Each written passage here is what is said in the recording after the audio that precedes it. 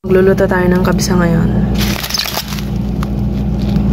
So, ilagay natin sa gidardat o tinatawag na pressure cooker. So, dito, gigisa natin. Pwede naman hindi na igisa eh.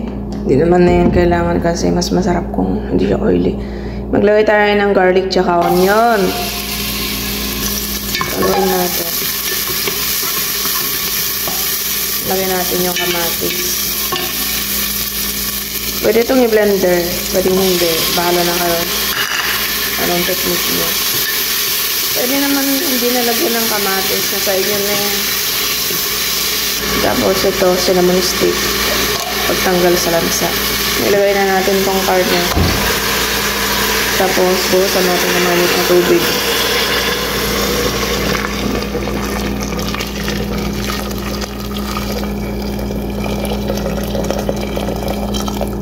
Lutuin natin ng 30 minutes or 45 minutes. Bahala na kayo kung anong gusto yung lambot ng karne. Pwedeng 1 hour. Ilagay na natin itong mga spices dito. Ginger powder, masala, turmeric, curcum, tapos yung black pepper, salt.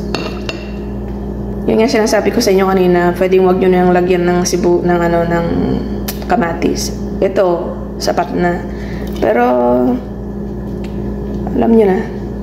Depende na sa inyo yan. Pwede nyo igisa yan. Pati yung powder.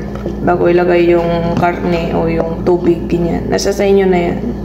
Bahala na kayo. Diskarte nyo na yan. Takpan na natin. After 45 minutes siguro.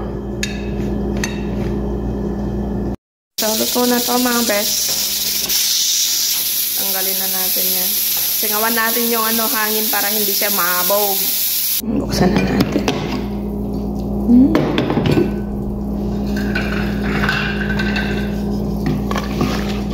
Luto na yung karne natin. Yung karne nito lagay natin dito sa dito.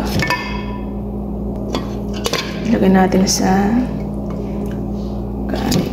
Tapos yung sabaw niya lagay natin. Haluin natin.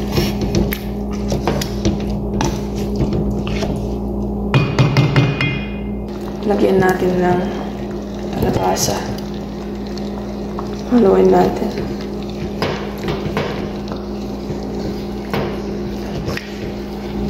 Para masarap. Lagyan natin ng kalabasa. Tapos lagyan natin ng black lemon. Kumukulo na yung ating bigas. Hintayin natin siya maluto.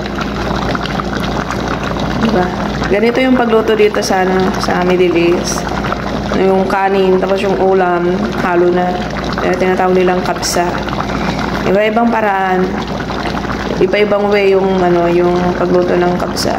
Minsan hindi din ako ganito magluto. Pag sinipag, ganon. Pero parehas lang din naman. Basta pula siya. Luto na siguro to. Transfer natin sa hotpot. Tara! Luto na ang ating kabsa. Kainan na. Kain na si panganay kasi gutom na siya. Siya nag-request na ito eh.